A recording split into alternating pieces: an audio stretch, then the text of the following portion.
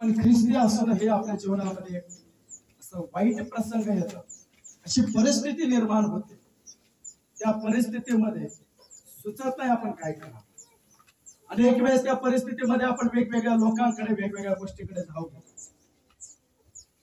परिस्थिती इतकी गंभीर असते की आपला आता विचार काहीतरी करण्यास भाग पाडतो. त्यावेळेस ती परिस्थिती आपल्या जीवनामध्ये दुःख, निराशा, वेदना, तळतळ घेऊन येते. परंतु या काही दिवसामध्ये परमेश्वराने मला एक गोष्ट शिकवली. तो म्हणतो परिस्थिती कोणतीही असो, लहान मोठी कुठल्याही प्रकारची असो, जर तुला वाटत असेल ही परिस्थिती माझ्यापासून दूर होण्यासाठी मला काहीतरी करावं लागेल, परंतु हे अशक्य आहे, त्यावेळेस तू एक गोष्ट मात्र कर. जो स्वर्गात पिता परमेश्वर बसलाय ना, त्याच्याकडे येशूच्या नावाने प्रार्थना काय कर, प्रार्थना कर. एक फार सुंदर वचन प्रभू माझ्या मनात. प्रभू म्हणतो परिस्थिती कोणतीही असो, जर परिस्थिती बदलवायची असेल तर तू प्रार्थना कर. काय कर, प्रार्थना. काय बदलायची असेल तर, जर तुम्हाला दुःख बदलवायचं असेल तर प्रार्थना कर. जर तुम्हाला तुमच्या समस्यातून बाहेर यायचं असेल ना, फक्त प्रार्थना कर. हालेलुया. प्रार्थना शिवाय दुसरा पर्याय या पृथ्वीवर तुम्हाला दिला गेला नाही. हालेलुया. तुम्ही आपल्या पद्धतीने, आपल्या परीने, आपल्या बुद्धीने आपण वाटचाल करण्याचा प्रयत्न करू, समस्याचा हाल शोधण्याचा प्रयत्न करू, पण ज्यावेळेस आपले हात आणि पाय थकले जातात त्यावेळेस आपल्याला एकच पर्याय दिसतो, तो म्हणजे स्वर्गात असणारा परमेश्वर. हालेलुया. आणि तो म्हणतो तुला एकच गोष्ट कनेक्ट करू शकते, ते म्हणजे येशूच्या नावात केलेली प्रार्थना. हालेलुया. एक वचन आपण या ठिकाणी काढूया. मी तुमच्यामध्ये वचन घेऊन आलो, ते म्हणजे प्रार्थना परिस्थिती बदलवते. आपण एकमेकांना म्हणूया, कारण आपण फार दुःखात असतो, फार समस्यात असतो, वेदनात असतो. आज आपण एकमेकांना बोलून उत्साहित करूया, इन्करेज करूया. आज त्यांना प्रोत्साहन देऊया की तुम्ही प्रार्थना करा, प्रार्थना परिस्थिती बदलवते. आपण एकमेकांना म्हणूया, प्रार्थना करा, प्रार्थना परिस्थिती बदलवते. प्रार्थना करा, प्रार्थना परिस्थिती बदलवते. मला एकमेकांना, तुम्ही बोलत नाही, बोललं पाहिजे. जर तुम्हाला वाटतं माझी परिस्थिती बदलली पाहिजे, तुम्हाला वाटतं माझ्या शेजाऱ्याची परिस्थिती बदलली पाहिजे, तर एकमेकांना सांगा, एकमेकांना प्रोत्साहित करा, फक्त प्रार्थना करा. तुमची परिस्थिती कोणती असो, देव बदलेल. Hallelujah, hallelujah. याकोबाचं पत्र 5 आणि 13 वचन आपण काढूया. याकोबाचे पत्र 5 आणि 13 वचन. एक एक करीत आपण वाचायचं. सुरुवातीचा फक्त अ भाग आपल्याला वाचायचा. पहिल्यांदा मनुष्यासाठी एक प्रश्न निर्माण करण्यात आला, प्रश्न विचारण्यात आला. याकोब ज्यावेळेस पत्र लिहितोय मंडळीला, त्यावेळेस तो मंडळीला एक प्रश्न त्या ठिकाणी विचारत. हालाकी तो प्रश्न अनेकांच्या जीवनाशी जोडला गेलेला, अनेकांच्या मंडळीशी जोडला गेलेला आहे, प्रत्येक मनुष्याशी जोडला गेलेला आहे. आणि म्हणून याकोबाने हे पत्र लिहित असताना त्याने देवाच्या लेकरांना प्रश्न निर्माण केला. वाचूया याकोबाचे पत्र 5 आणि 13 वचन. पहिला प्रश्न. त्या ठिकाणी 2 प्रश्न आहेत, परंतु आपण सुरुवातीचा पहिला प्रश्न पाहा. तुम्हापैकी कोणी दुःख भोगीत आहे काय, त्याने प्रार्थना करावी. कोणी आनंदित आहे काय, त्याने स्तोत्र गावी. वचन असं सांगतात, तुम्हापैकी कोणी दुःख भोगीत आहे. हालेलुया. मंडळीला विचारतात, मंडळीला प्रश्न करतात. अनेक मंडळी, अनेक देवाचे लेकर, अनेक विश्वासणारे, अनेक मनुष्य स्वतःचं दुःख दाबून ठेवण्याचा प्रयत्न करतात. हालेलुया. त्यांना वाटतं मी कोणाला माझं दुःख सांगू, मी कोणासोबत माझं दुःख, माझी परिस्थिती मांडू. त्यावेळेस देवाचा दास सेवक त्यांना पत्र लिहित असताना म्हणतो की तुम्ही कोणी दुःख भोगीत आहेत काय, जर तुम्ही दुःख भोगत असाल, जर तुमचं जीवन दुःखित असेल, जर तुमच्या जीवनामध्ये अनेक प्रकारच्या दुःखाने भरलेल्या परिस्थिती निर्माण झाली असेल आणि तुम्ही ती दूर करण्यासाठी तुमच्या परीने झटपट केली असेल, तरी सुद्धा तुमचं जीवनात दुःख निघून गेलं नाही, तर तुम्ही काय करा असं त्या ठिकाणी सांगितलं, तर त्याने प्रार्थना करावी. काय करावे? परत अजून एक प्रश्न विचारला, तुम्ही आनंदित आहात काय? देवाच्या लेकरांनो, तुम्हाला वाटतं प्रभूचा दास प्रत्येक रविवारी मला विचारतो, आम्हाला विचारतो, तुम्ही आनंदित आहात? हालेलुया. या ठिकाणी पुन्हा एकदा तोच प्रश्न निर्माण केलाय, कारण आपण रविवारी भेटतो, त्यानंतर 6 दिवस परत एकत्र येत नाही. हालेलुया. 6 दिवस म्हणजे एका दिवसामध्ये 24 घंटे, 6 दिवसामध्ये कितीतरी घंटे होतात.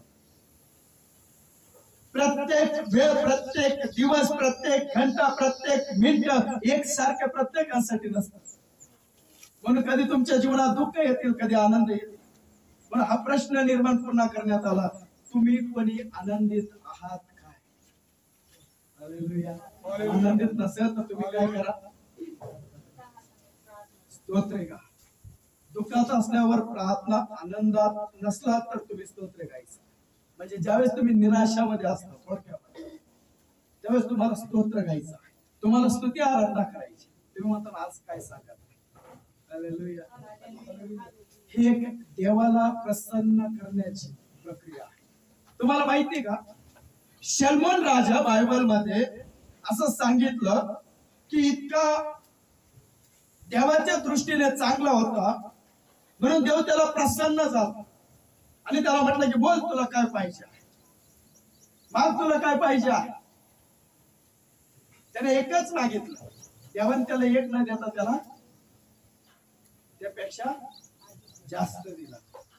त्याला अजून एक जोड दिले, त्याला अजून एक वरदान दिलं, त्याला अजून एक आशीर्वाद दिला, आणि तो आशीर्वाद त्याच्यासाठी जीवन बदलवणारा ठरला. त्याला सद्विवेक बुद्धी प्राप्त झाली, त्याला बुद्धी मिळाली, आणि त्याची बुद्धीची प्रशंसा करण्यासाठी जगातून लोक येत असतात. का? त्याने देवाला पहिल्यांदा प्रसन्न केलं. डायरेक्ट देवाला प्रार्थना केली आणि असं म्हटलं नाही की मला तू काय कर, विवेक बुद्धी दे. नाही, तो देवाला पहिलं प्रसन्न करतो. आपण पहिलं काय करतो? आपल्या सर्व दुःख त्याच्या समोर मांडतो. ते ऐकूनच काय होईल? आपण सुरुवातच आपल्या त्रासापासून करतो. आपली सुरुवात देवाला सांगण्याची त्रासापासून. मला माहिती नाही कोण कशा प्रकारे प्रार्थना करतात, परंतु माझी प्रार्थना प्रत्येक वेळेस धन्यवादापासून असते. प्रभू तुला धन्यवाद. नंतर माझी विनंती असते, आणि मग सरते शेवटी ते तसंच व्हावं म्हणून आम्ही असतो. हालेलुया. आपण काय, कशा प्रकारे प्रार्थना करावी, प्रार्थना कशी असावी, आणि काय समस्यासाठी आपण केलं पाहिजे, आज हे पवित्र शास्त्र आपल्याला शिकवतं. तो म्हणतो तुम्ही जर दुःखी असाल तर तुम्हाला फक्त प्रार्थना करायची, आणि जर तुमच्या जीवनात आनंद नसेल तर त्यावेळेस तुम्हाला स्तोत्र गायचे, आराधना करायची, त्यावेळेस तुम्हाला स्तुती करायची, प्रशंसा करायची. मंत्रवचन काय सांगतो आपण?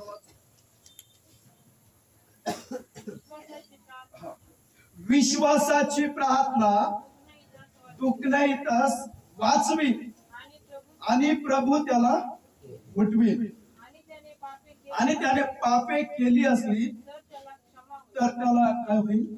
क्षमा होईल. इथं लिहिलं जे दुखण्यात आहे अशा लोकांसाठी तुम्ही प्रार्थना करा. देवाने मंडळी का स्थापन केली माहितीये? जे खरोखर दुःखात आहे, तो अभिषेक का करतोय माहितीये?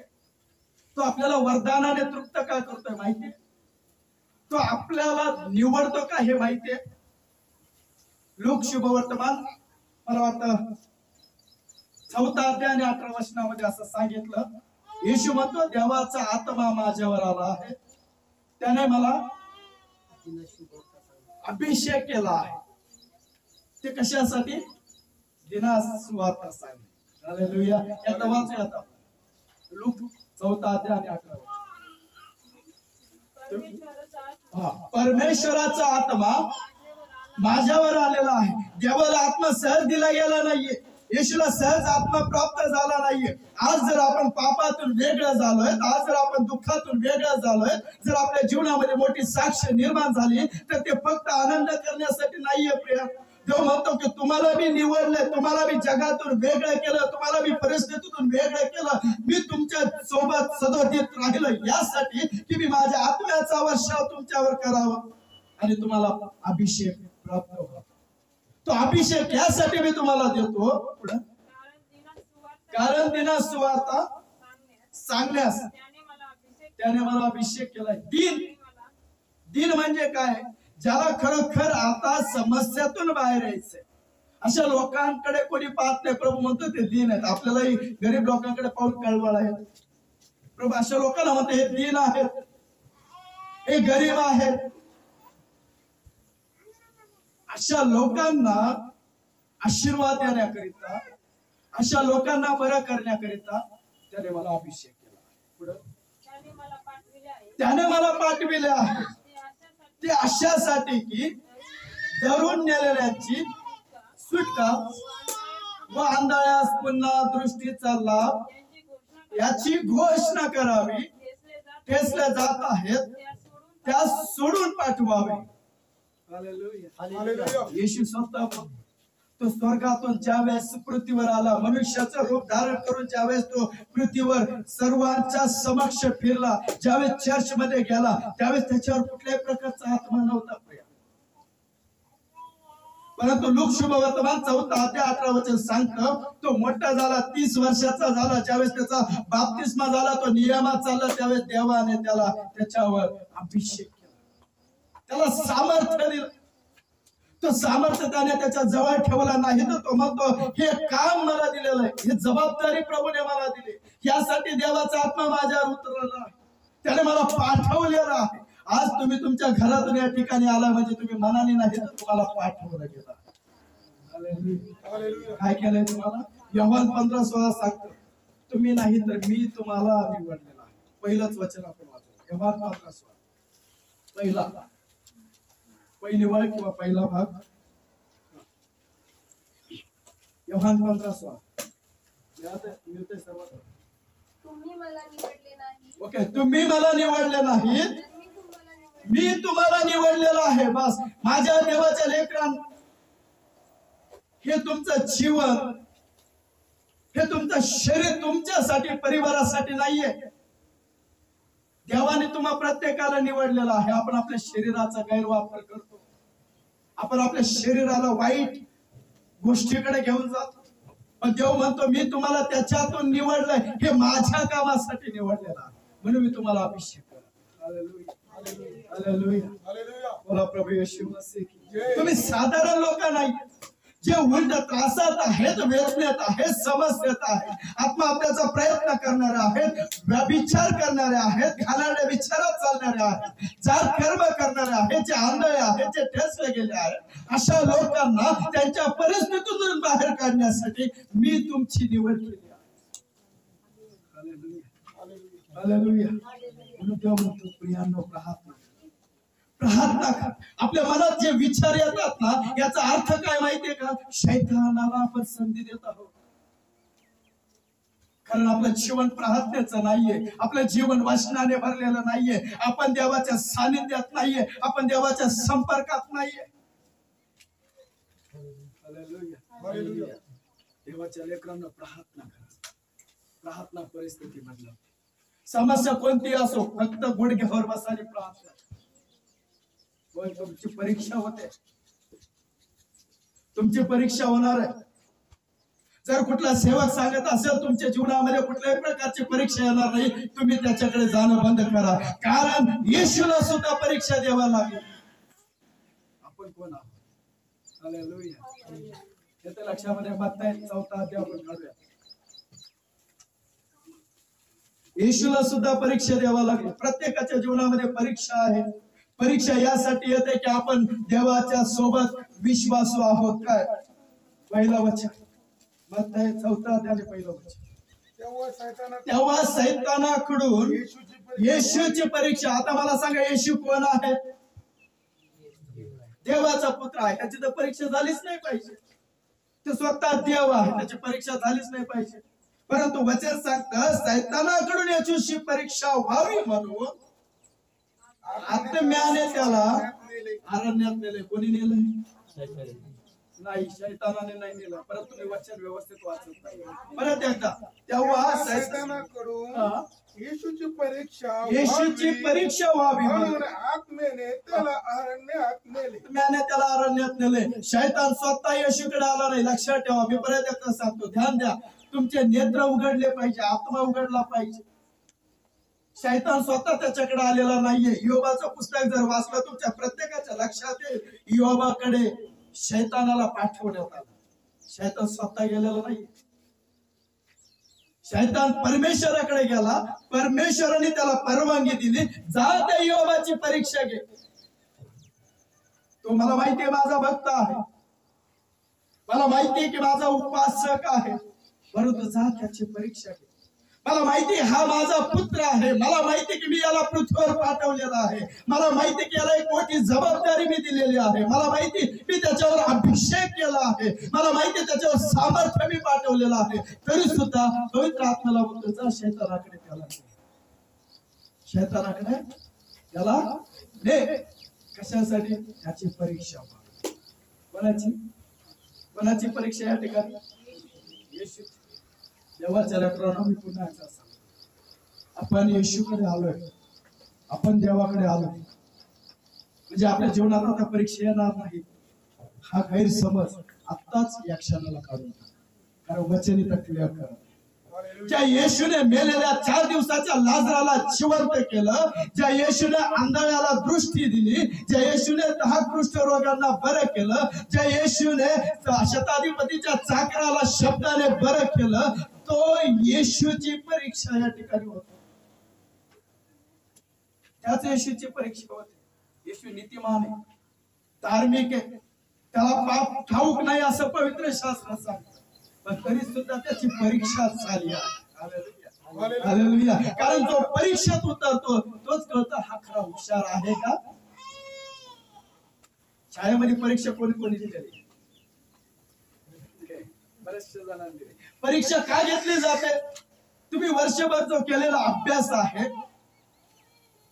तुमच्यामध्ये हुशार आहे का, तुम्ही ते प्राप्त केलं आहे का, त्या प्रकारे तुम्हाला ज्ञान मिळालं आहे का, तुमच्या ज्ञानाची परीक्षा व्हावी म्हणून तुमची परीक्षा घेतली जाते.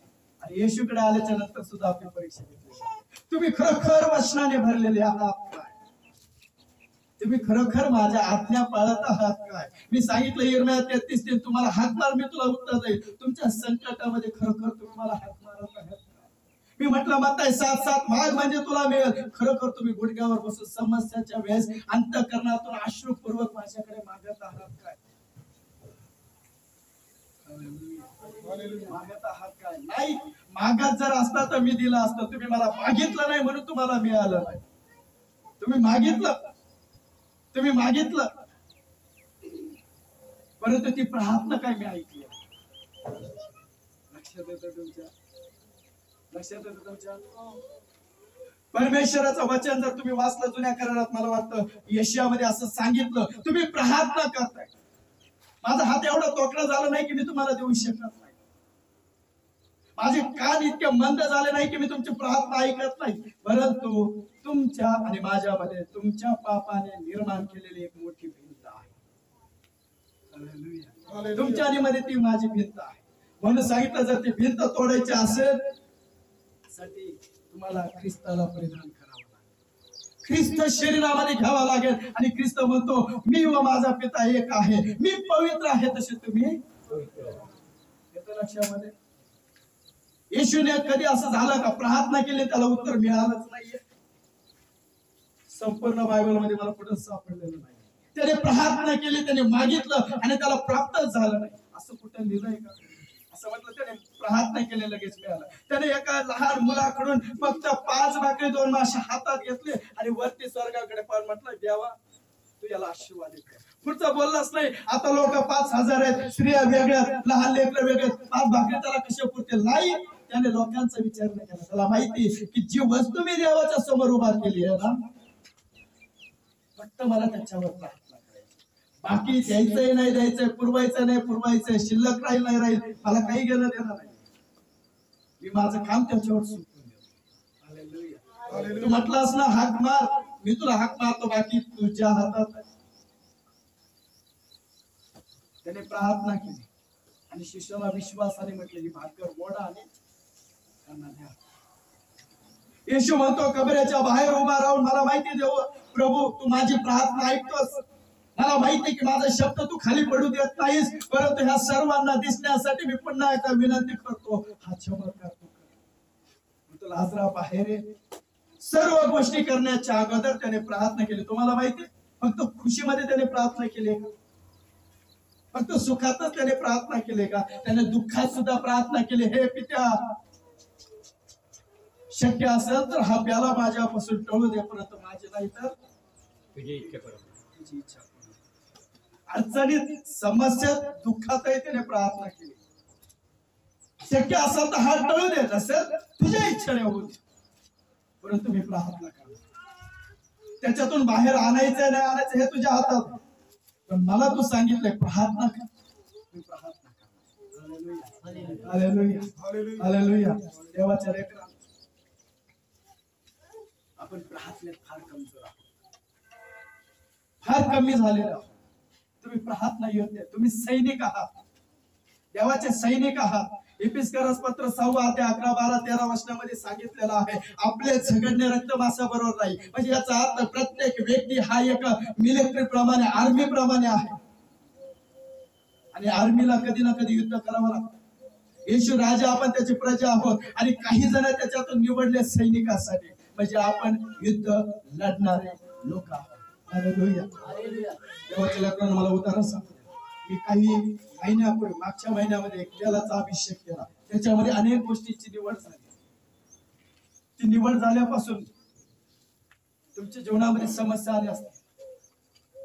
ती निवड झाल्यापासून तुम्ही त्रासात गेले असाल.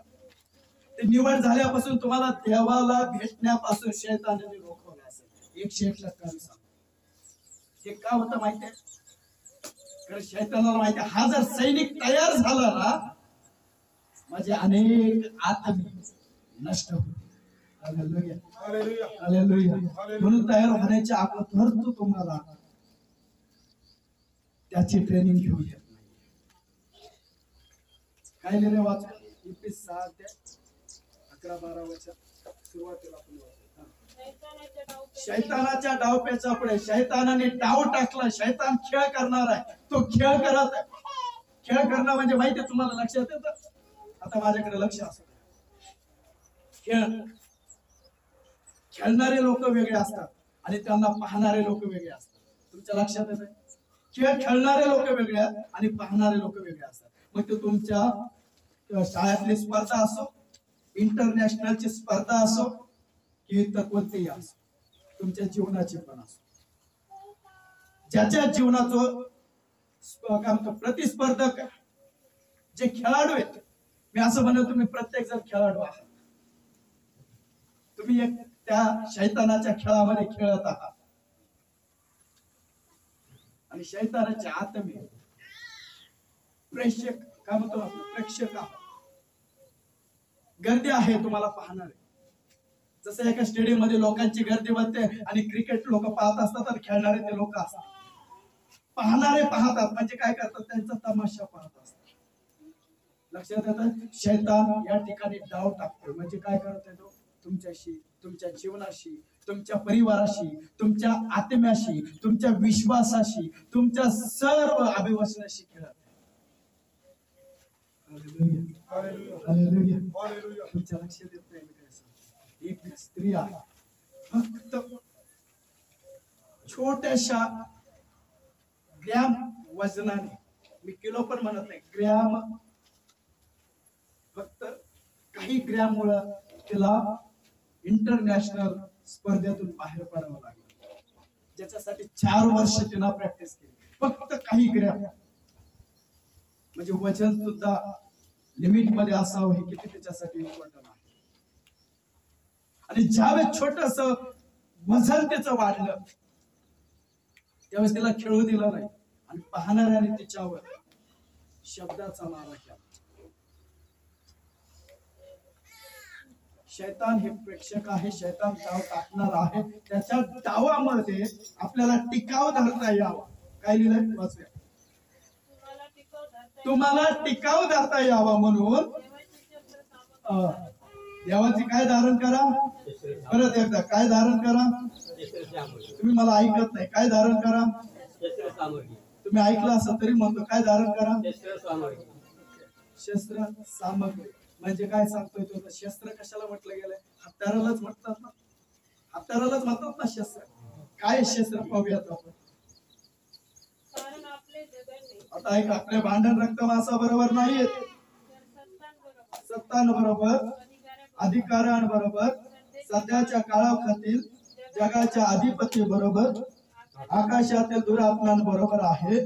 पुढं या कारणास्तव तुम्हाला वाईट दिवसात प्रतिकार करीता यावा. ऐकलं शब्द वाईट दिवस. वाईट दिवसामध्ये म्हणजे याचा अर्थ या ठिकाणी शैतान त्याची परीक्षा घेतो जे ख्रिस्ताच्या जवळ आहे. तो तुमच्या आणि माझ्या जीवनाशी खेळतो. तो एक डाव टाकतो, एक मोठा खेळ त्या ठिकाणी निर्माण करतो आणि मग नंतर तमाशा पाहतो की आता हा काय करणार. Hallelujah, hallelujah, hallelujah. मुली तर लिहिलं आहे की ह्या कारणास्तव तुम्हाला वाईट दिवसामध्ये, मग दिवस कोणताही असो तुमचा, कुठल्याही प्रकारचा वाईट परिस्थिती असो, त्या दिवसामध्ये तुम्हाला प्रतिकार त्याचा सामना करता यावा म्हणून देवाची शस्त्र सामग्री धारण करा. आता या ठिकाणी हत्यार धारण करा म्हटलंय. वाचूया. पहिलं हत्यार आहे आपलं कंबर, जे सत्याने कसं. पहिलं हत्यार आहे सत्य, फक्त सत्य. दुसरं नीतिमत्वाचे उरस्त्राण. ओके, उरस्त्राण. पुढे उरस्त्राण हे दुसरं मी सांगतो. उरस्त्राण काय. दोन. तिसरं शांतीच्या सुवार्तेने लाभलेली सिद्धता पायी चढवा. ओके, आपले पाय. हे तिसरं. पुढं आणि ह्या सर्वांबरोबर जिच्या योग्य त्या दृष्टतेचे सगळे जळते बाण तुम्हाला विजावता यावेत. ती विश्वासाची ढाल म्हणजे चौथा आहे विश्वास. विश्वास हे तुमची ढाल आहे. समोरून कितीही वार येऊ द्या, समोरून कितीही समस्या येऊ द्या, समोरून कितीही प्रसंग येऊ द्या, तुमच्या जीवनात जर विश्वास असेल ते प्रसंगाचा वार झेलण्यासाठी विश्वास तुमची ढाल बनते. विश्वास काय बनते. ढाल बनते. पुढं तारणाचे शिरस्त्राण. तारण म्हणजे काय मी मगाशी सांगितलं, अनेक वेळेस सांगतो. तारण म्हणजे सुटका. त्याचं शिरस्त्राण ते तारण ज्यावेळेस तुमचं होतं ना त्यावेळेस ख्रिस्त तुमच्या सोबत असतात. असं म्हटलं गेलं की तुमचे मस्तक हे ख्रिस्त आहे. आपले मस्तक हे ख्रिस्त आहे, कारण त्याच्यापासून आपल्याला तारण. पुढे आत्म्याची तलवार हा शब्द लिहिला. आत्म्याची तलवार म्हणजे तुमच्या शरीरात पवित्र आत्मा असा. त्याला घ्या. पुढे म्हणजे देवाचे वचन. पुढे लिहिलं देवाचे वचन. पवित्र आत्मा आणि वचन. पवित्र आत्मा आणि वचन तेही तुम्ही सोबत घ्या. पुढे सर्व प्रकारची प्रार्थना व विनवणी करा. सर्व प्रसंगी आत्म्याच्या प्रेरणेने प्रार्थना करा आणि ह्या कामी पूर्ण तत्परतेने व सर्व पवित्र जणांसाठी विनवणी करीत जागरूक राहा. काय लिहिलंय. प्रार्थना करा. परिस्थिती कोणती असो फक्त विनवणी करत राहा. असं सांगितलं की तुमच्या जीवनामध्ये तुम्हाला वाईट करण्याचे विचार येतील, पण अशा वेळेस तुम्हाला दिलेला जो पवित्र आत्मा आहे ना त्या आत्म्याच्या प्रेरणेने चाला. तो तुम्हाला काय सांगतो. तुमच्यामध्ये जो पवित्र आत्मा आहे ना तो तुम्हाला मार्ग सांगेल, तो तुम्हाला सत्य सांगेल, तो तुमचा मार्गदर्शक, तो तुमचा शिक्षक बनेल. तो तुम्हाला म्हणेल हे करू नकोस. बघा अनेक जे देवाशी जोडले गेलेत ना, रविवारी त्यांचे तळमळ होते मला देवाकडे जायचं, मला प्रभूकडे जायचं, मला प्रभूकडे जायचं. हे कोण करतं माहितीये का? तुमचं शरीर नाही, तुमचे मन नाही, तुमचे विचार नाही, तुमच्या ठाई वास करणारा पवित्र आत्मा. कारण तो पिता पुत्रापासून लांब अजिबात राहू शकत नाही. हालेलुया. लक्षात येत नाही? तो देवापासून लांब राहू शकत नाही, म्हणून तो काय म्हणतो की तुम्ही देवाकडे या. हालेलुया. म्हणून प्रार्थना सर्व गोष्टीचं. जसं पैसा, परत लक्षात घ्या, पैसा सर्व पापाचा मूळ आहे, तशी प्रार्थना सर्व परिस्थिती बदलण्याचं कारण आहे. हालेलुया. हालेलुया. देवाच्या लेकरांनो, पैशाला स्थान देऊ नका. मी परत सांगतो, पैसा आज आहे, उद्या नाही. पैशाला स्थान देऊ नका, पैशाला महत्व देऊ नका, पैशाला किंमत देऊ नका, पैशाला जवळ ठेवण्याची अभिलाषा, काय म्हणू शकतो आपण, इच्छा ठेवू नका. परंतु जर ठेवायची असेल तर देवाचा आत्मा, देवाचं वचन आणि त्याच्याशी भेटण्याची तळमळ तुमच्या जीवनात कायमस्वरूपी ठेवा. हालेलुया. प्रार्थना करा. 16 वचन काय सांगतो वाचूया. प्रेषिताचे कृत्य, सॉरी, याकोबाचे पत्र 5 अध्याय आणि 16 वचन. प्रेषितच येत आहे. याकोबाचे पत्र 5 अध्याय आणि 16 वचन. तेव्हा तुम्ही निरोगी व्हावे. तेव्हा तुम्ही बघा, निरोगी म्हणजे तुम्ही बरे व्हावे. मग फक्त आजारातूनच नाही, तुमच्या समस्येतून तुम्ही बरे व्हावे, तुमच्या आर्थिक परिस्थितीतून तुम्ही बरे व्हावे, तुमच्या दैनंदिन अवस्थेतून तुम्ही बरे व्हावे, तुमच्या सर्व प्रसंगातून तुम्ही बरे व्हावे. म्हणून आपली पातके म्हणजे पाप पुढे एकमेकांजवळ कबूल करून, एकमेकांसमोर कबूल करून. का बरं लिहिलं हे? प्रार्थना करा. परत एकदा ताई. तेव्हा तुम्ही निरोगी व्हावे म्हणून, तेव्हा तुम्ही निरोगी व्हावे म्हणून आपली पातके, आपले पाप एकमेकांच्या समोर कबूल करा. एकमेकांसाठी प्रार्थना करा. मग एकमेकांसाठी प्रार्थना करा. नीतिमानाची प्रार्थना कार्य करण्यास प्रबळ आहे. हालेलुया. आपल्या घरामध्ये एकमेकांमध्ये एक मत नाहीये, म्हणून पाप होत, म्हणून पाप होत. तुमच्या लक्षात येतं? एक विचार आपल्या घरात असला पाहिजे. असं म्हटलं जातं, 2 तलवार एका म्यानीमध्ये राहत नाही. हे देवालाही माहिती. तुमच्या लक्षात येतं? मनुष्याला नंतर देवाला पहिलं माहिती आहे, एका म्यानमध्ये 2 तलवार राहत नाही. मग वेगवेगळ्या विचाराच्या एका छत्राखाली देव आणील कसा? असं म्हणतात ना, तुम्ही सगळ्यांनी विचार केला असेल, ऐकला असेल, तुमच्या मुखातूनही निघला असेल, जोडा हे वरून तयार होत. लक्षात येतं तुमच्या? कुठून तयार होत? वरून. देवाने केलं आणि वचन असं सांगतं, ते देवाने जोडले, ते मनुष्याने तोडू नये. मग जर देवाने तुमच्या दोघांना एकत्र केलं तर त्याच्यापासून आपण आपल्या कोणत्याही गोष्टी लपवता कामा नाही.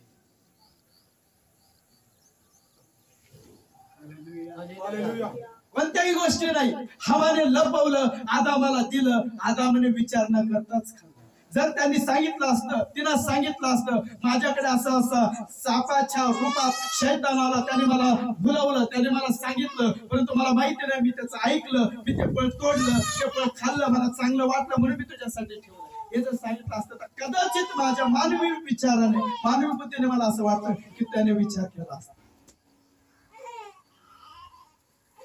पण तिनं त्याच्यापासून लपवलं की मी शैतानाशी बोलले,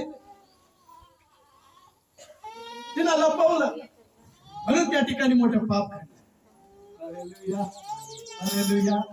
देवाच्या लेकरांनो, सुधारणूक व्हावी म्हणून पवित्र शास्त्र आपल्याकडे दिलं आहे. असं लिहिलं, संपूर्ण पवित्र शास्त्र हे ईश्वर प्रेरित आहे. ते तुम्हाला सुधारण्यासाठी, तुमच्या अंतःकरणामध्ये ते वसण्यात जाण्यासाठी, तुमच्या पापाची जाणीव करून देण्यासाठी, तुम्हाला पश्चाताप करण्यासाठी ते तुमच्याकडे दिलेलं आहे. हालेलुया. हालेलुया. देवाच्या लेकरांनो, पुन्हा एकदा सांगतो, एकत्र आपण आहोत, एक विचाराच्या होऊया. फक्त घरात नाही, आता आपण देवाच्या मंदिरात आहोत. हे मंदिर एकाच नाही, आपल्या प्रत्येकाचं आहे. हालेलुया. प्रत्येकाने तयार झालेलं हे मंदिर आहे. म्हणजे आता आपण वेगळे नाहीत, आपण ख्रिस्ताच्या नजरेत त्याने ठरवल्याप्रमाणे बहीण भाऊ आहोत. जर दुसरी बहीण आहे ती आपल्या रक्ताचीच नाहीये, दुसरा भाऊ ती आपल्या रक्ताचाच नाही, तिला किती जवळचं केलं तर आपण होतो का? परंतु आपल्या घरातले किती भांडण होऊ, शेवटी मला असं वाटतं दुःखामध्ये तेच पुढे दाखवून हालेलुया. कारण देवाने त्यांना एका विचारातच केलेलं आहे ना, एक विचारात म्हणून त्यांना पाठवलेलं आहे. एकाच आईच्या उतरात त्यांना ठेवलेलं आहे, एकाच घरामध्ये त्यांना जा म्हणून सांगितलं आहे. हालेलुया. मग आपण एका मंडळीत आहोत, आपण एका घरात आहोत, एका विचाराचे का होऊ शकत नाही? का होऊ शकत नाही? आणि जर एका विचाराचे आहोत तर आपण आपल्यापासून जे पाप घडलं ते इतरांमध्ये, आपल्या शेजाऱ्यांमध्ये, आपल्या घरातल्या व्यक्तीमध्ये, पतीने पत्नीला, पत्नीने पतीला, नाही तर मंडळीने पास्टरांनी मंडळीला सांगितलं तरच त्या पापासाठी प्रार्थना केली जाते. हालेलुया. जो सांगतो ना सरळ सरळ माझ्या नजरेने आणि देवाच्या दृष्टीने तू पाप कबूल कर, काय करतो? परत ऐका, जो सांगतो ना, जो लपून ठेवत नाही ना, तो सरळ सरळ पाप कबूल करतो. आणि जो पाप कबूल करतो देव म्हणतो मी त्याची पापाची क्षमा करेन. हालेलुया. हालेलुया. देवाच्या लेकरांनो, आज वचनाच्या द्वारे मी तुम्हाला सांगू इच्छितो, आज वचनाच्या द्वारे तुम्हाला आठवण करून देऊ इच्छितो. कदाचित आपण न सांगणारे पाप केले असेल, कोणाला सांगावं असं वाटत नाही असे पाप केले असेल, आणि ते तुम्ही तुमच्या घरच्यांसमोर सांगू शकत नाही, अशासाठी देवाने त्याचे दास उभा केलेले आहे. तुम्हाला माहिती आहे सगळ्यात जास्त रहस्यपणाकडे माहिती प्रत्येकाच्या मनुष्याच्या जीवनातलं फक्त सेवकाकडे, पहिलं देवाकडे नंतर सेवकाकडे.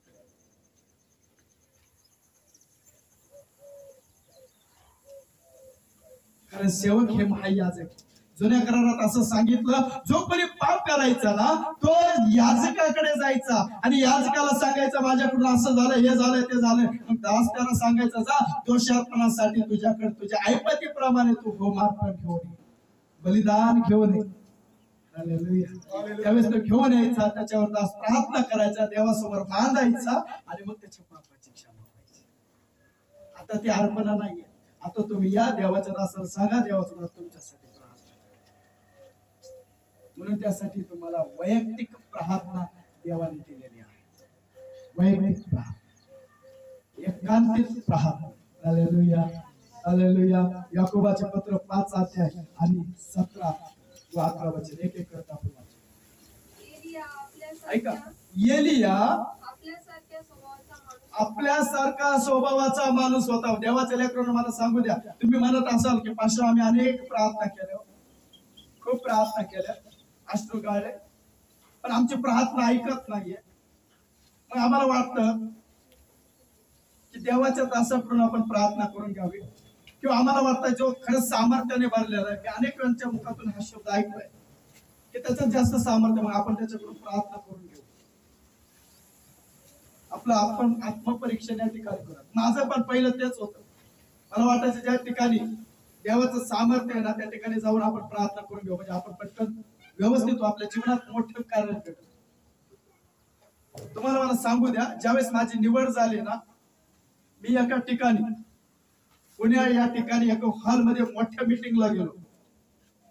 त्या ठिकाणी एक निगुरू बाळक आला, प्रॉफेट म्हणतात त्याला, भविष्यवक्ता आला. त्याने बसल्या बसल्या सगळ्यांचं नाव घेऊन प्रार्थना केली, नाव घेऊन, त्याला माहिती नाही, आणि म्हणली की ज्याचं मी नाव घेतलं आणि उभा राहायचं, नाव घेतलं तर उभा राहिला, नाव घेतलं उभा राहिला, आणि त्याच्यासाठी प्रार्थना केली आणि म्हटलं की देवाने मला सांगितलं तुम्ही सेवक बना. पण त्यांचे नाव घेतले, त्यांना उभा केलं आणि शेवटी त्यांच्यासाठी एक एक करत प्रार्थना करायला आला. मी शेवटच्या खुर्चीवर बसला, त्याला काय झालं माहिती नाही, तो माझ्याकडे आला, माझ्यासाठी प्रार्थना केला. तो इंग्लिश मध्ये बोलतो, मला काही कळत नाही, पण मी ज्याच्या सोबत गेलो होतो ना ते बोर्डे फॅमिली, त्यांना इंग्लिश येते कारण ते शाळेमध्ये मुख्याध्यापक प्रिन्सिपल होते.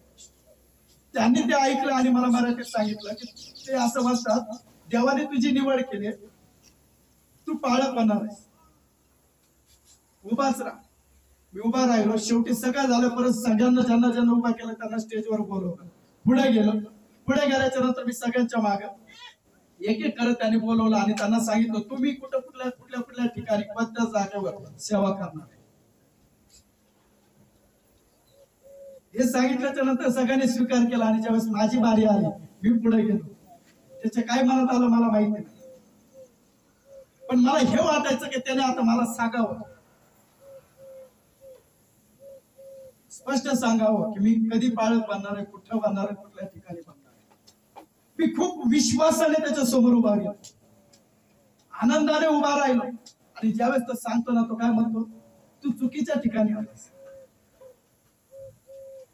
देव मला दाखवतो, तू जर मिलिटरी मध्ये गेला असता ना, तू मोठ्या पदावर असता.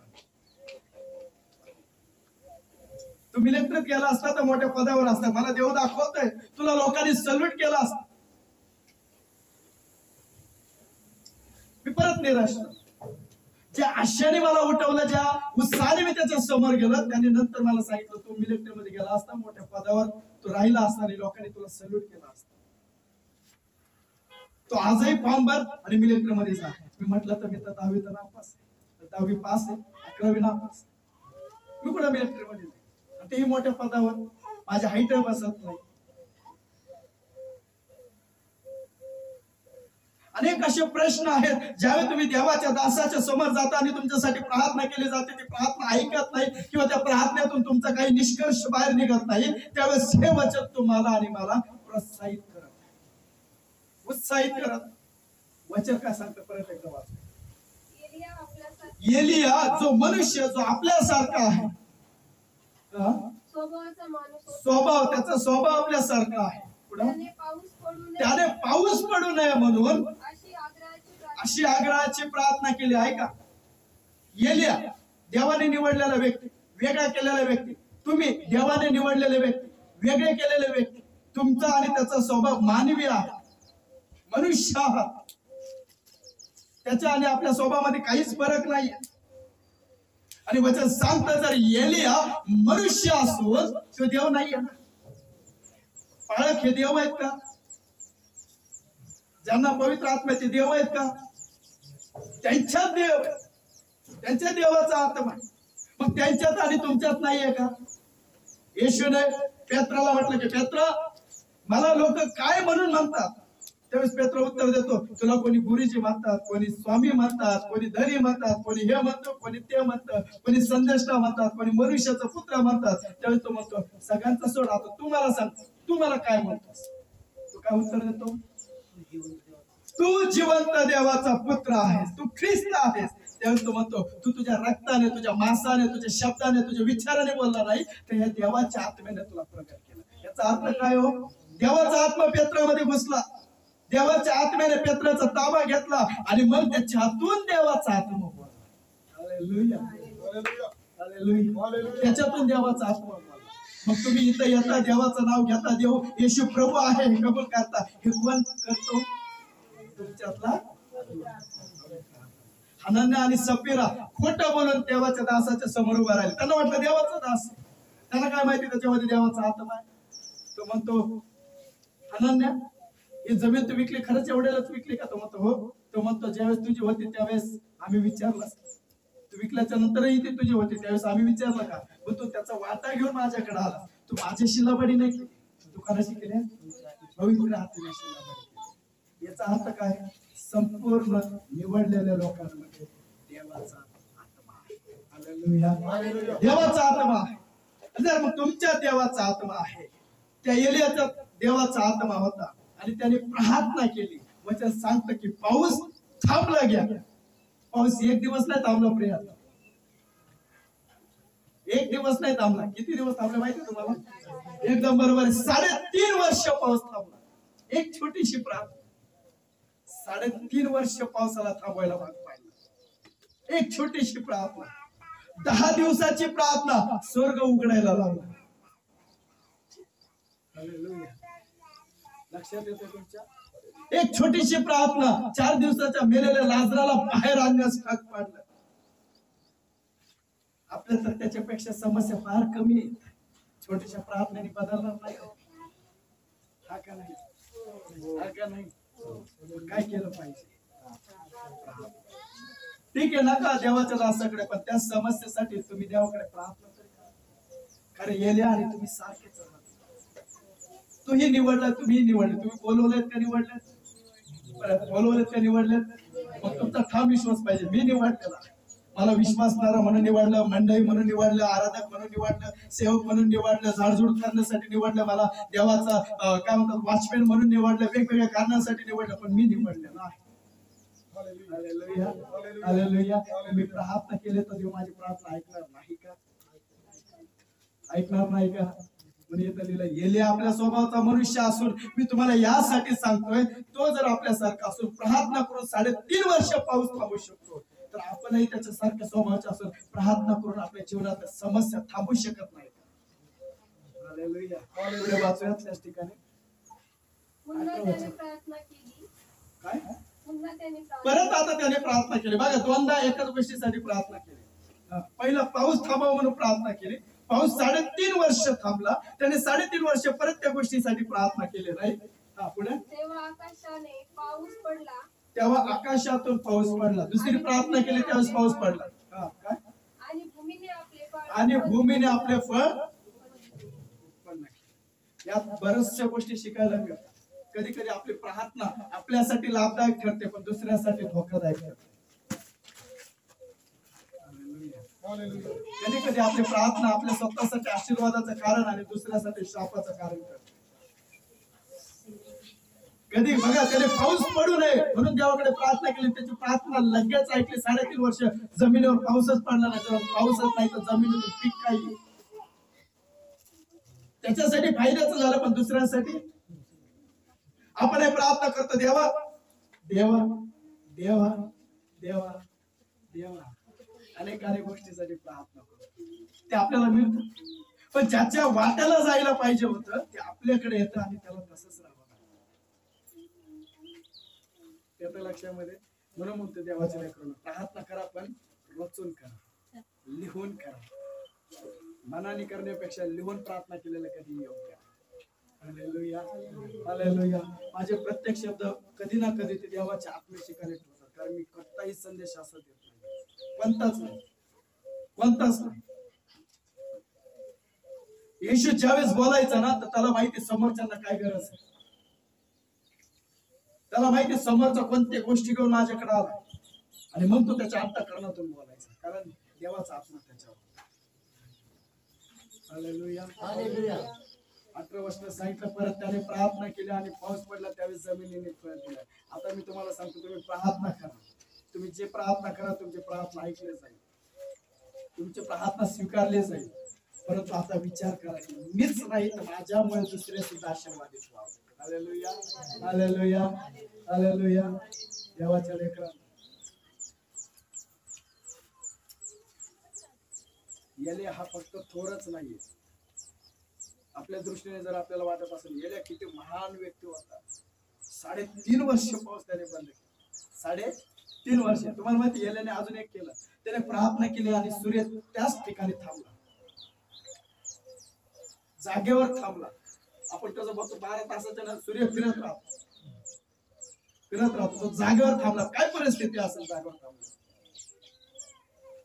ही प्रार्थना दर्शवते की देवाला अशक्य काहीच नाही, फक्त तुम्ही प्रार्थना करा, तरच देव कार्य करेल. तुम्ही प्रार्थना केली नाही, काहीच थांबू शकत. त्याने प्रार्थना केली, पाऊस थांबवला. त्याने प्रार्थना केली, सूर्य थांबवला. तुम्ही प्रार्थना करा, तुमच्या समस्या देव थांबवेल. तुमचे दुःख आहे, तुमचे वेदना, तुमचे आजार देव थांबवेल. तुम्ही प्रार्थनाच करणार नाही, काहीही थांबणार नाही. आले दिवस, गेले दिवस, राहिले फक्त आठवणी. असं होऊ देऊ नका. हालेलुया. कारण देव म्हणतो, जुन्या ते होऊन गेले, पहा नवे झाले. जुन्या गोष्टी सोडून द्यायच्या, विचार नाही करायचा, आठवण नाही करत बसायची त्या गोष्टी. फक्त प्रार्थना करायची की देवा तुम्हाला याच्यातून बाहेर काढ. इथून पुढे तुम्हाला काढू शकतोस. इथून पुढे माझ्या जीवनामध्ये मोठे मोठे चमत्कार, अद्भुत कार्य तू घडवू शकतोस. पण आता मी प्रार्थना सोडणार नाही, कारण मला ठाऊक झालंय, मला कळलंय की प्रार्थना सर्व परिस्थिती बदलवते. Hallelujah, hallelujah. एक वचन वाचूयात आपण. पेत्र 12 अध्याय, पहिले पेत्र 12 अध्याय.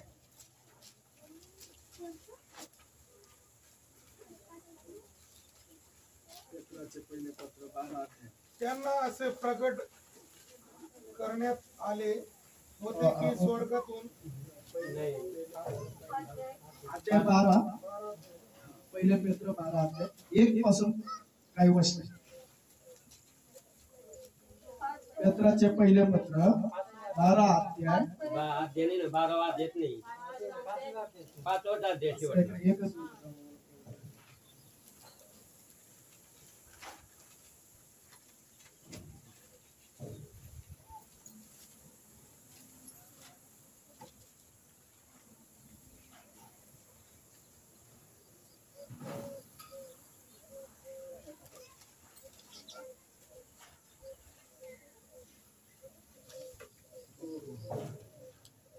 प्रेषितांचे कृत्य काढा बरं. हा, प्रेषितांचे कृत्य 12 अध्याय 1 ते 5 वचन आहे. आपण वाचून घेऊ. हा हेरोद राजाने हा मंडळीतल्या काही जणांना छळावे म्हणून त्यांच्यावर हात टाकला. बघा, त्या काळामध्ये जे पेत्र आहे, जे प्रेषित आहे, देवाने निवडलेले लोक आहेत, देवाने वेगळे केलेले लोक आहेत, त्या मंडळीला देवाने तयार केलेली मंडळ आहे. अशा मंडळीतल्या लोकांना छळावे म्हणून त्या हेरोद राजाने त्यांच्यावर हात टाकला. आणि योहानाचा भाऊ याकोब ह्याला त्याने तरवारीने जिवे मारले. यहुदी लोकांना आवडले हे यहुदी लोकांना आवडले. असे पाहून तो पेत्रालाही असे पाहून तो पेत्रालाही धरण्यास धरण्यास पुढे सरसावला. ते बेखमीर भाकरीचे ते दिवस खमीर भाकरीचे दिवस होते. बघा, मी मगाशीच काय म्हटलं, तुम्ही खेळ खेळताय आणि शैतानाचे आत्मे तमाशे पाहताय. यहुदी लोक हे येशूच्या विरोधात जाणारे लोक आहेत. आणि येशूचे लोक खेळत असताना किंवा त्या प्रसंगामध्ये असताना ज्यावेळेस त्यांच्यावर प्रसंग आला, वाईट परिस्थिती आली, त्यावेळेस यहुदी लोकांना आनंद झालेला. कारण यहुदी लोक हे मनुष्य, परंतु त्यांच्यामध्ये देवाचा आत्मा नव्हता, म्हणून त्यांना ते चांगलं वाटत होतं. हा, बरं झालं तू मारलं. ज्याने ख्रिस्ताला मारलं, ज्याने ख्रिस्ताला मारण्यासाठी प्रवृत्त केलं, ते लोकांना येशूचे प्रशंसा करणारे लोक कसे आवडतात नाही. म्हणून इथं असं लिहिलं की ज्यावेळेस यवनाच्या भावाला म्हणजे याकोबाला तलवारीने मारण्यात आलं, हे यहुदी लोकांना आवडलं. हे हेरोद राजाला समजलं. पुढं त्याला धरल्यावर त्याने त्याला तुरुंगात ठेवले हा आणि त्याच्या रखवालीकरिता त्याला तिसरं वचन ते यहुदी लोकांना आवडले. असे पाहून ते यहुदी लोकांना आवडले असे पाहून तो पेत्रालाही धरण्यास पुढे सरकला. ऐका, ते पेत्रालाही धरण्यास पुढे सरसावला. ते बेखमीर ते बेखमीर भाकरीचे दिवस होते. त्याला धरले त्याला धरल्यावर त्याने त्याला तुरुंगात ठेवले आणि त्याच्या रखवालीकरिता त्याला शिपायाच्या 4 चौकड्याच्या स्वाधीन केले. पुढे लढत सण झाल्यावर त्याला हा, लोकांपुढे बाहेर आणावे असा त्याचा बेत बस. होता. आता पेत्र देवाने निवडलेला आहे, मंडळीतला एक भाग आहे. कारण तोही मंडळीत आहे. मी पाळे जरी असला तरी मी मंडळीचा एक भाग आहे. तुम्ही विश्वासणारे जरी असला तरी तुम्ही मंडळीचा एक भाग आहे. मी परत एकदा सांगतो, मंडळीवर पण समस्या येते, कारण मंडळी एक परिवार आहे. हालेलुया. आणि परिवारावर एकावर समस्या आली की सगळ्यांवर आपोआप समस्या येते. प्रत्येक परिवारातला एक व्यक्ती जरी समस्येत असेल तर त्याच्यामुळे बाकीच्या परिवारातले लोक हैराण होतात, दुःखी होतात, निराशा होतात, त्यांनाही त्रास होतो, वेदना होतात. इथं लिहिलं की पेत्र हा मंडळीचा भाग आहे आणि पेत्राला ह्या हेरोद राजाने पकडून ठेवलं, बंदिवासात टाकलं. त्याच्या हातात बेड आहे आणि 4 चौकड्याच्या स्वाधीन केलं. 4 चौकड्या म्हणजे बघा, 4 शिपाई आहेत. हे 4 हे 4 हे 4 हे 4 गुणिले 4 किती होतात? म्हणजे 16 शिपायाच्या स्वाधीन पेत्र आहे. परत एकदा ते वचन तिथपर्यंत 4. त्याला धरल्यावर त्याने त्याला तुरुंगात ठेवले आणि त्याच्या रखवाली करिता, त्याच्यावर निगराणी ठेवण्याकरिता त्याला शिपायांच्या 4 चौकड्यांच्या स्वाधीन केले. 4 तुकडी केली, 4 जणांची. 16 जण शिपाई 4 जणांचे तुकडे केले आणि म्हटलं की ह्या पेत्रावर तू लक्ष ठेव, ह्या पेत्रावर तू लक्ष ठेव. हेरोदाने हुकूम दिला, शिपाईने ते ऐकलं. बायबल मध्ये अनेक वेळेस हेरोदाची तुलना शैतानाशी पण केली जाते बरं. कारण येशूला मारण्याचा पण मोठा हात हेरोदाचा पण होता. येशू लहान असतानाच हेरोदाने त्याला मारण्यासाठी प्लॅनिंग केली. लक्षात आलं तुमच्या?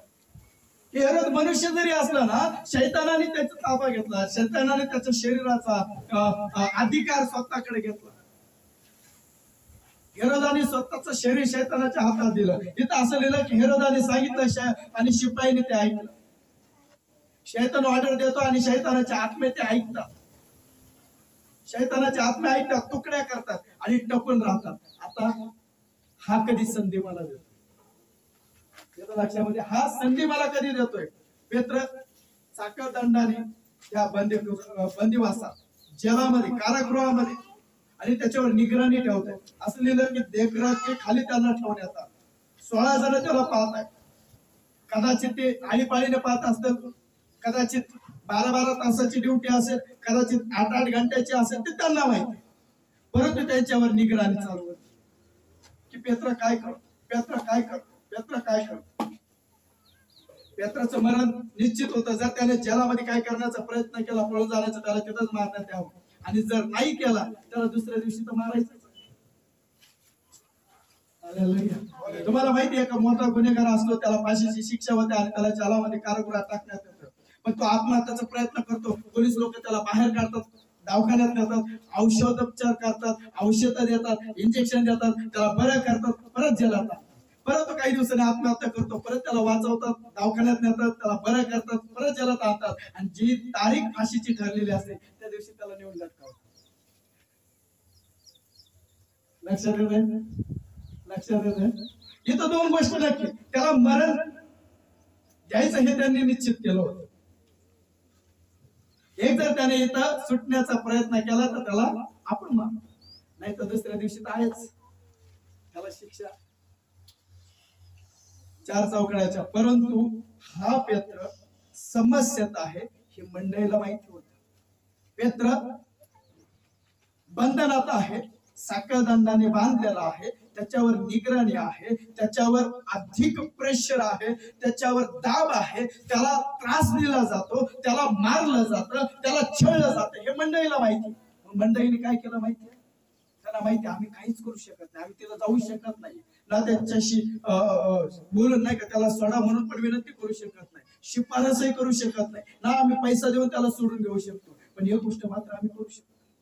5व्या वाचनात याप्रमाणे पेत्र तुरुंगात पहाऱ्यात होता, परंतु त्याच्याकरिता देवाजवळ मंडळीची प्रार्थना एकाग्रताने चालली होती. Hallelujah, hallelujah. इथे एक गोष्ट करायची मंडळीला, ती म्हणजे प्रार्थना. आपण आपल्यासाठी प्रार्थना करतो. मी मगाशीच काय सांगितलं, येल्याने प्रार्थना केली पाऊस पडू नये. पाऊस थांबला, अनेकांचं त्याच्यात कदाचित नुकसान झालं असेल, ते बायबल मध्ये लिहिलं नाही. पण बायबल असं सांगतं की ज्यावेळेस दुसऱ्यांदा पावसासाठी प्रार्थना केली, पाऊस पडला, त्यावेळेस जमिनीने फळ द्यायला सुरुवात केली. म्हणजे याचा अर्थ 3.5 वर्ष जर पाऊस पडला नाही, विचार करा आपल्याकडे 1 वर्ष जर चांगला पाऊस झाला नाही, पिकाची नासाडी होते.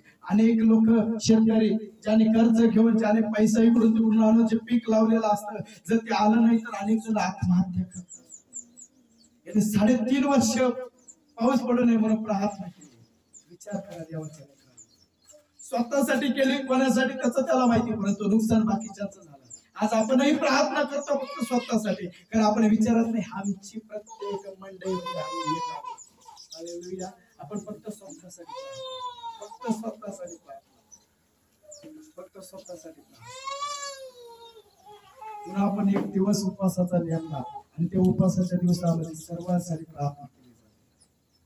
मी ज्या वेळेस उपवास करतो ना, 40 दिवस असेल, इतर दिवस असेल, 3 दिवस असेल, त्या उपवासात कधीच स्वतःचे शब्द असतात, स्वतःसाठी पण असतात, पण जास्त माझा हेतू दुसऱ्यांसाठी असतो. माझ्याकडे कमी जर तुम्ही वया पाहिल्या माझ्या तपासल्या उपवासाच्या, त्याच्यामध्ये इतरांसाठी मागणी जास्त असते, इतरांसाठी मागणी असते.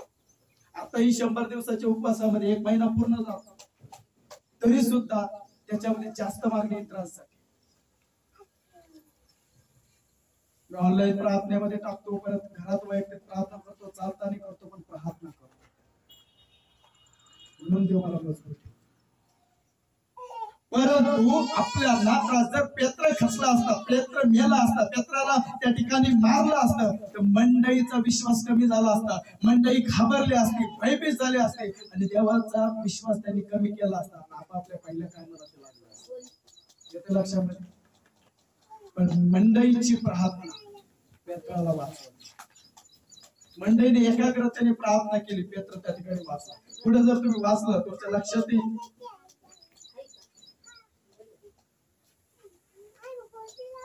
7वं वचन. प्रार्थनेने काय झालं? मंडळी प्रार्थना, मी परत म्हणतो, मंडळी म्हणजे एक येत नाही, मंडळी म्हणजे अनेक येतात, एकापेक्षा जास्त, त्याला मंडळी म्हटलेलं आहे. आणि मंडळीने प्रार्थना एकाग्रताने म्हणजे सारखी प्रार्थना चालू होती, वारंवार प्रार्थना चालू होती, एक चित्ताने प्रार्थना चालू होती, एक मनाने प्रार्थना चालू होती. पेत्र आणि मंडळीमध्ये खूप लांबचं अंतर आहे, परंतु जिथं कुठं होते त्या ठिकाणी प्रार्थना चालू होती. आणि प्रार्थनेचं फळ 7व्या वचनात पाहायला मिळतं. इतकी प्रार्थना केली तेव्हा पहा, प्रभूचा दूत त्याच्या जवळ उभा राहिला. त्या प्रार्थनेने देवाला मजबूर केलं, देवाने दूत त्यांच्यासाठी पाठवला. हे मंडळी आहे ना, पेत्रासाठी कळवळ करत आहे, तळमळ करत आहे, पेत्रासाठी धडपड करत आहे. हे प्रार्थना थांबवायचं नाव घेत नाही, हे प्रार्थना थांबवत नाही. आणि मला यांच्यावर दया येते, कारण हे उठून भाकर खात नाही, हे उठून पाणी पित नाहीयेत, हे प्रार्थना चालू ठेवत आहे. जर मला यांना वाचवायचं असेल तर यांची मला प्रार्थना ऐकावी लागणार. यांची प्रार्थना मला ऐकावी लागणार आहे, कारण हे एकाग्रताने प्रार्थना करताय, सारखं प्रार्थना करताय, मागणं यांनी थांबवलेलं नाहीये. मला याची प्रार्थना ऐकावी लागेल, कारण इथं एकाचा विषय नाहीये, इथं अनेकांचा विषय आहे. हालेलुया.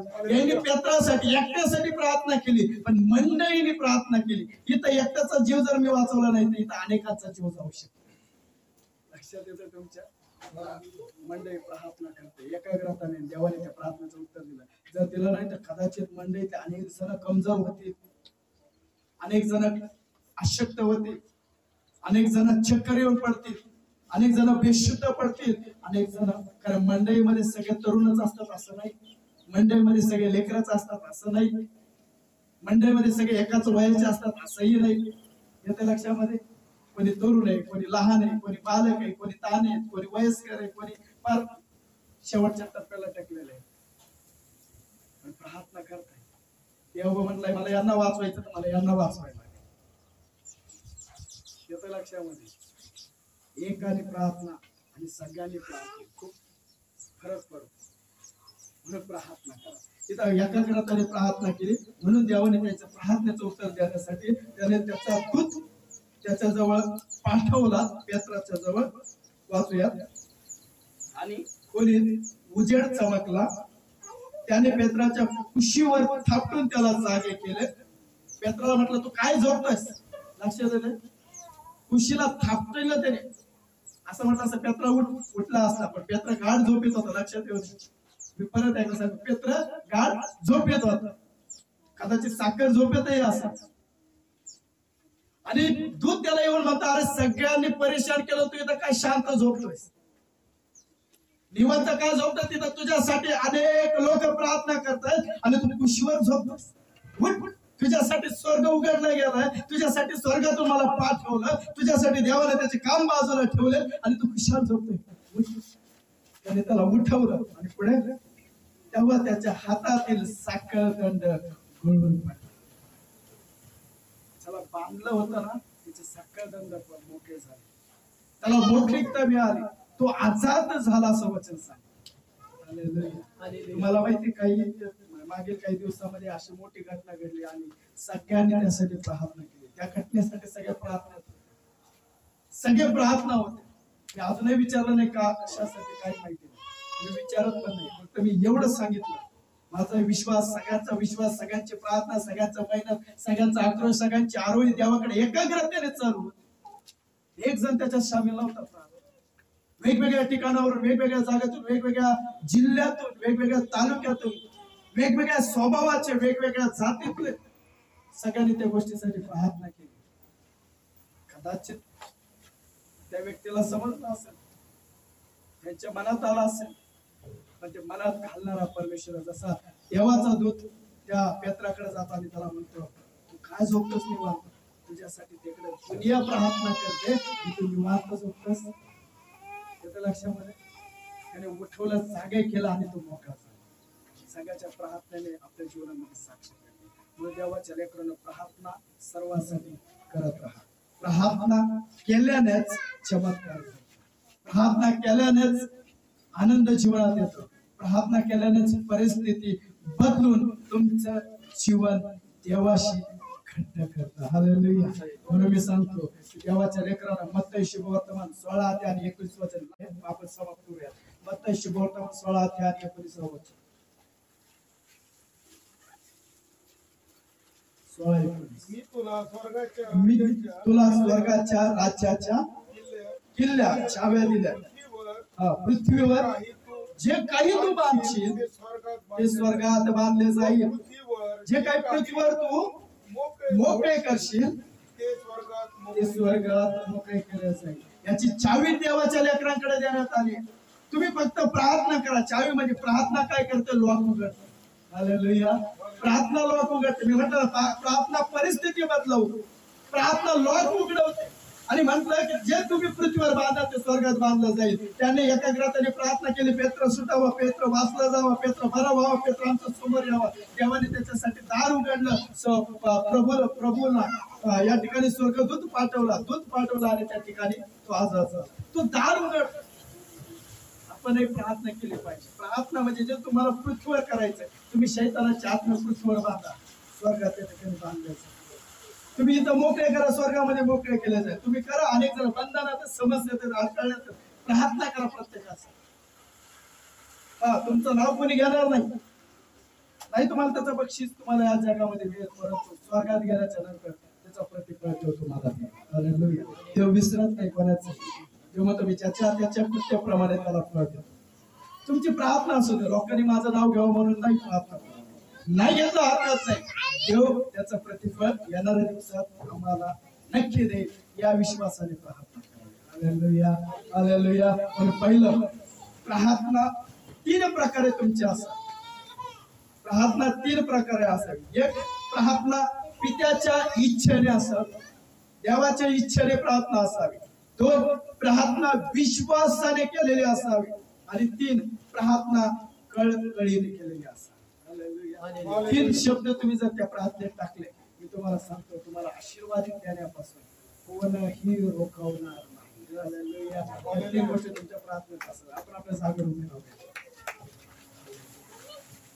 हालेलुया. धन्यवाद येशू. हालेलुया.